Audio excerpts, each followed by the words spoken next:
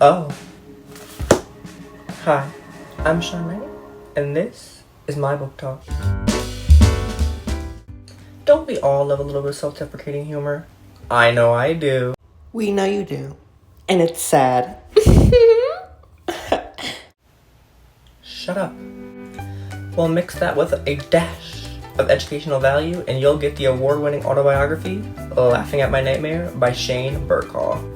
Now, before I start the summary, I can say without a doubt I have never read anything like this book before. But this book elicited so much joy for me that I actually went out and bought one of Shane Burcaw's other books called Strangers Assume My Girlfriend Is My Nurse, which I recently bought off of Amazon. Now, to the summary.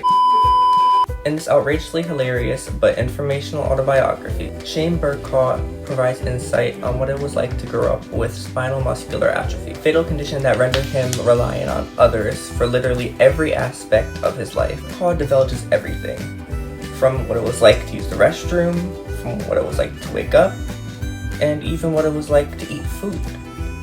But with the help of his family and friends' support, he was able to get through it with a smile on his face. Outlandish isn't even enough of a word to describe the type of humor displayed in this book. But even though the humor is a little bit out there, he is able to still give you a glimpse of what his life was like living with spinal muscular atrophy. What I'm about to read is an excerpt from his book that displays one of the more raunchy sides of adolescence. You'll see what I mean. Can you masturbate? It's a question I get asked at least once a day by anonymous people reading my blog. Weird thing to ask, by the way. But the answer is that I used to be able to.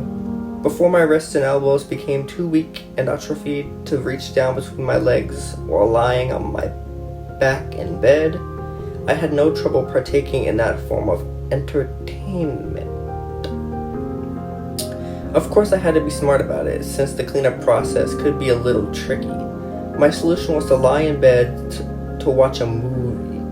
Then I would tell someone in my family that I had a runny nose, ask for a few tissues to hold while I watched a movie. After unloading into the handful of tissues, I'd wrap them into a neat little pile that hid the contents very nicely. Besides, when I asked someone to throw away a handful of snot-drenched tissues, their natural reaction was to grab more tissues to separate their hands from the slime ball as much as possible. Have you puked yet? I feel no regret. You gotta do what you gotta do. Don't look at me like that. If I had to read it, you had to hear it. But no, in all honesty, I truly enjoyed reading about all the aspects of his life. And in his own words, how he remains positive in the face of adversity through the use of humor. I do hope you consider about picking up this book. Not only to learn, but to laugh. Because hey, at the end of the day, life is only what you make of it. Thanks for listening. To read his book for yourself, check your local library or buy your own at Amazon.com.